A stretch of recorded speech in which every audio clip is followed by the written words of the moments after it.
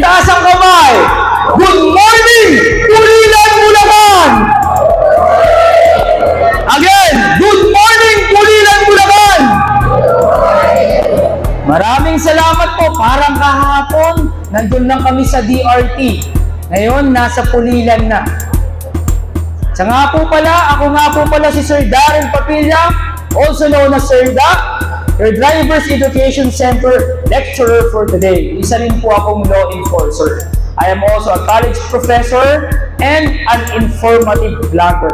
So we are happy kasi ngayon, nasa loob na tayo ng mall.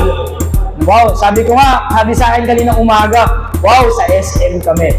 Unang tanong ko po kapag kami ay pumupunta o nag-a-attend ng barangay caravan, sino po rito ang walang lisensya? Itaas ang kamay. Oh, very good na.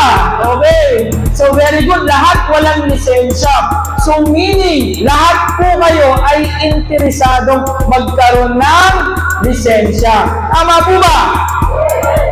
Tama po ba? Pulilan, Bulacan! Pulilan, Bulacan! Ayan ang gusto ko. That's the spirit.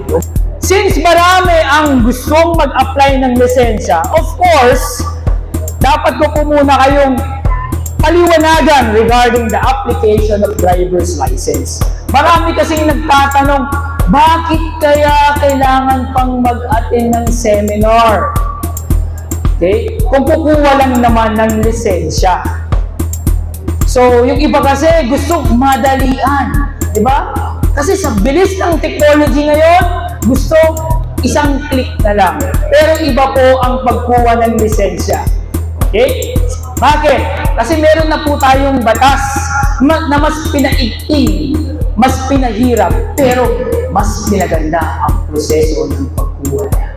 Kung baga sabi nga nila habang mas nahihirapan, mas lalong iingatan. Pero ang purpose po nito is i-educate kayo or turuan kayo ng tinatawag na defensive driving. Kasi gutom na ako.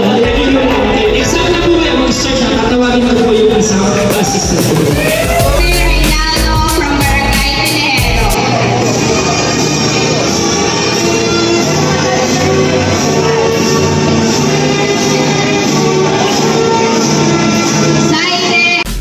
Maraming salamat, Pulilan, Bulacan, sa inyong mainit na pagtanggap.